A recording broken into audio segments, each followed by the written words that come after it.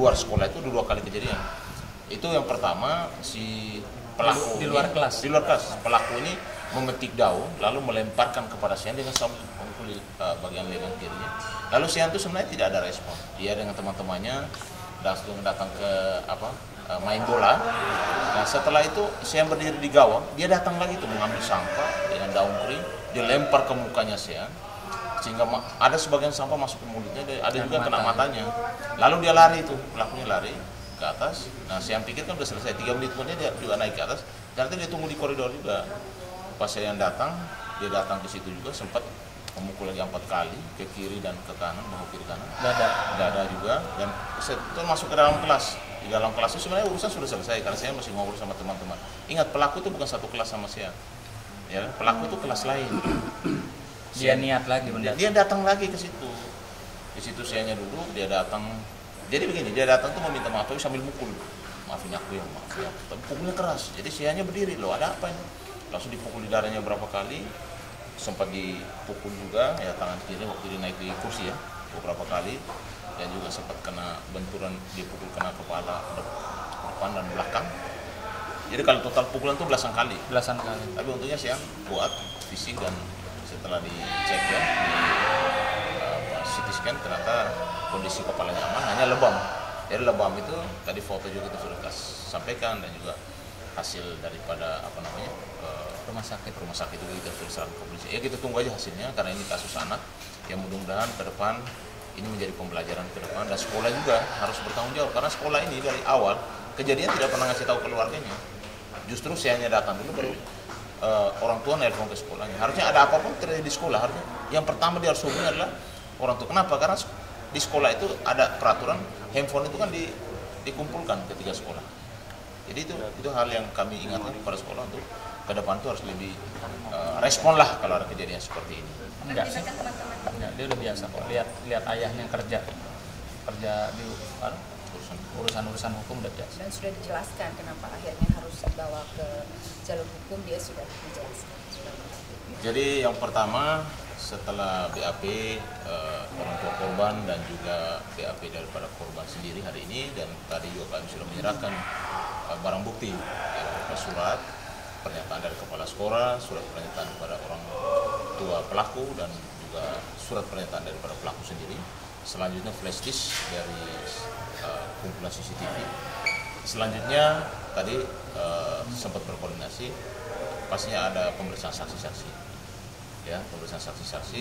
Dan tadi informasi juga bahwa Polres Metro Jakarta Selatan juga sudah mendatangi TKP, ya kemungkinan besar CCTV dan juga melihat lokasinya seperti apa. Pasti ada olah TKP di sana. Dan setelah pemeriksaan saksi, setelah itu baru akan adanya panggilan untuk pemeriksaan daripada terlapor.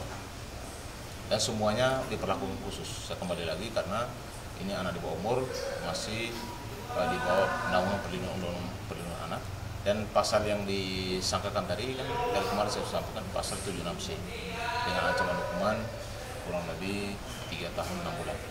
Kurungan ya, ancaman kurungan. Kurungan penjara. Juga memang ada denda.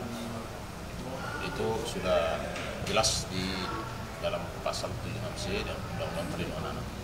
Sampai saat ini itu aja dulu yang perlu kami sampaikan karena prosesnya masih panjang. Yang pasti kami menuntut kepada sekolah adalah ya tegakkan aturan bahwa pelaku-pelaku yang kita duga bullying, kekerasan itu harus mendapatkan sanksi. Sanksinya apa, bagaimana, ya sampai saat ini kami belum mendapatkan informasi tentang itu dari pihak sekolah. Ya kalau saksi itu kan pasti saksi yang dari teman-temannya dia. Nama-namanya sudah ada sekitar 4 orang. 4 sampai 5 orang. Belum pemeriksaan dari pihak lawan? Belum, setelah saksi dulu, udah pasti nanti pihak lawannya baru diperiksa. Kapan kira-kira? Kalau saksinya mungkin dalam waktu dekat ya. Dalam waktu dekat pasti akan diperiksa. 3 hari, 2 hari? Dalam minggu ini lah, ya. Dalam minggu ini pasti akan ada panggilan ke saksi untuk datang memberikan keterangan. Dan mungkin pihak sekolah juga pasti memberikan keterangan. Saya juga ingin menyampaikan kepada orang tua, ya orang tua yang kami duga pelaku itu mbok ya apa ya? Soalnya kemarin mereka mendatangi rumah saya tanpa izin dari saya, ya, lalu tanpa meninggalkan identitas masuk di komplek rumah saya, jam 10 malam ya. Ada juga bukti-buktinya, saya rasa pakai cara-cara yang beradab lah gitu, pakai cara-cara seyogyanya selaku orang tua yang kita duga melakukan kekerasan terhadap putra kami, yang pakai cara-cara yang beradab lah gitu loh, yang baik ya, bukan main selonong boy masuk ke komplek orang ya, terus mengamati rumah kami jam 10 malam loh, bukan waktunya itu orang untuk bertamu. Saya tanya sama security, ada nggak meninggalkan identitas apa? Tidak ada. Jadi sekali lagi, hal-hal seperti ini bukan membuat kami tambah luluh ya, tapi malah memantapkan kami untuk meneruskan proses ini ke jalur hukum. Jadi tidak bertemu pihak keluarga Bang Sunan ya saat itu, hanya di luar saja. Tujuannya apa Bang? Saya nggak tahu tujuannya apa. Ya, saya nggak tahu tujuannya apa. Kan mereka punya nomor telepon saya, punya nomor telepon istri saya. Ya, kan bisa telepon atau WA. Pak Sunan, Bu Sunan, saya mau datang, mau silaturahmi apa, kan bisa. Tapi enggak, faktanya saya pulang dari rumah, saya merasa diikuti. Kenapa saya bilang merasa diikuti? Enggak lama saya turun dari, habis pergi ya, itu saya melihat mobilnya lewat nih. Siapa, saya bilang kok kayak mendekat ke rumah gitu ya. Akhirnya saya cek CCTV, orang rumah saya juga bilang ada mobil mondar-mandir, katanya nyari Sian gitu. Saya bilang urusan apa ini? Sian jadi ketakutan lagi malam itu ya. Ini juga ketakutan, ada apa nih gitu loh. Maksudnya apa? Datang-datang malam masuk komplek orang, tidak meninggalkan identitas. Ya saya juga sudah habis ya, dia kata-kata nih, ini mau seperti apa sih gitu loh, mau gaya-gaya seperti apa? Kalau mau gaya-gaya mengintimidasi, nakut-nakutin kami, ya nanti akan ada tambah laporan polisi lainnya gitu. Jadi saya rasa ini khusus buat orang tua yang kami duga pelaku ini, stoplah cara-cara yang tidak beradab seperti itu pada kami ya. Gitu. Ini aja, ikuti proses hukum aja lah, nggak usah pakai cara-cara begitu. Saya rasa kalau bicara itu dari awal juga kami kepinginnya baik, karena saya melihat ini kan putranya sama dengan usia putra saya. Namun demikian ya, ini kan sudah masuk ranah hukum. Saya ingin segala sesuatunya jadi terang benderang dan pastinya mendapatkan pembelajaran lah secara hukum. Infonya nggak masuk ya. Oh ya pasti. Karena buat saya Sian bukan pelaku, sehingga kenapa mesti Sian yang keluar gitu. Sian kan kita titipkan di sekolah itu untuk menuntut ilmu ya.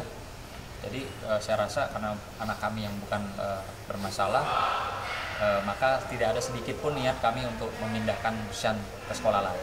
Kami tetap percaya untuk sekolah tersebut bisa membina Sian lebih baik lagi ke depan. Nggak ada, saya titipin aja sama Tuhan, sama Allah, karena alhamdulillah kan walaupun dipukul segitu banyaknya berkali-kali, mungkin belasan kali ya kalau dihitung totalnya belasan kali, alhamdulillah kepalanya Sian yang buat kami concern, lebih memikirkan kepalanya. Alhamdulillah hasilnya ya, baik.